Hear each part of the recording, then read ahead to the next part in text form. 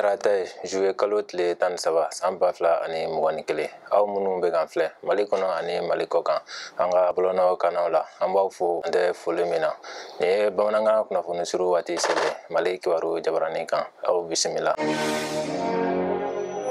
y'a ka baarabila bɔ a ma Mali lakɔlidenw lafasali tɔn ɲɛmɔgɔw ye fɔ ka bɛn kɛ ni gouvernement ye o siratigɛ la AM kolatigɛ jɛkulu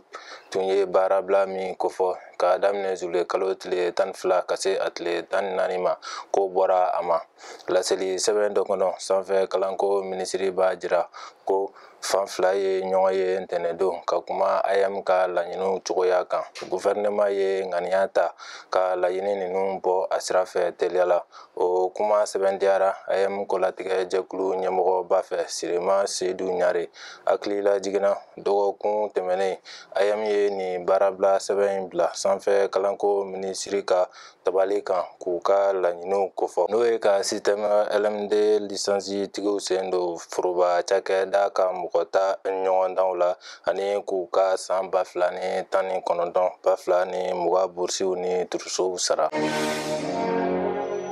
Coronavirus yera mɔgɔ 303 la Mali kɔnɔ kunu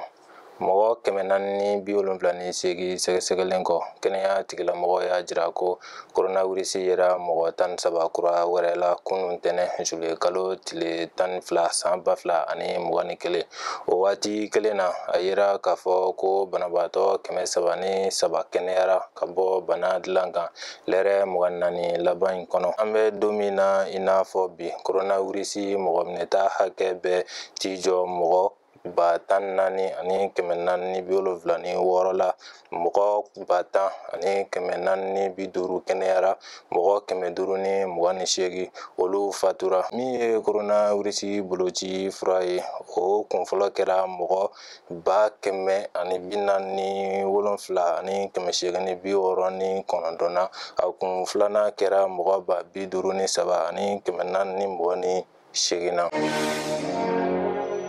Kojugubakɛla 40 hakɛ bɔra baara la Niger civil 5 sɔrɔdasi 4 ani kojugubakɛla 40 olu de fagara binganiwale dɔ senfɛ Tilaberi mara la Niger gouvernement ka fɔla lakanabaw ka cɛsiri n'u ka dusukolotigiya de y'a to n'u sera ka binganikɛlaw kunbɛn ka tiɲɛniba don u kun Coma Bangu bɛ Ulam fɛ Tilaberi mara la a bɛ dancɛ bɔ ni Mali ni Burkina Faso ye ni lamini bɛ wele tubabukan daɲɛ surun na ko les 3 frontières n'o ye dancɛ 3 ye a bɛ san caman bɔ sisan o yɔrɔ in de sugandilen bɛ kojugubakɛlaw fɛ ka kɛ u ka binganiwale kɛyɔrɔw ye an hakili b'a la janvier tɛmɛnen na civil 100 fagara binganiwale dɔ senfɛ Coma Bangu n'a kɛrɛfɛ dugu dɔ la. Afrique du Sud kiiriso b'a fɛ ka Jacob Zuma ka ko lajɛ kura ye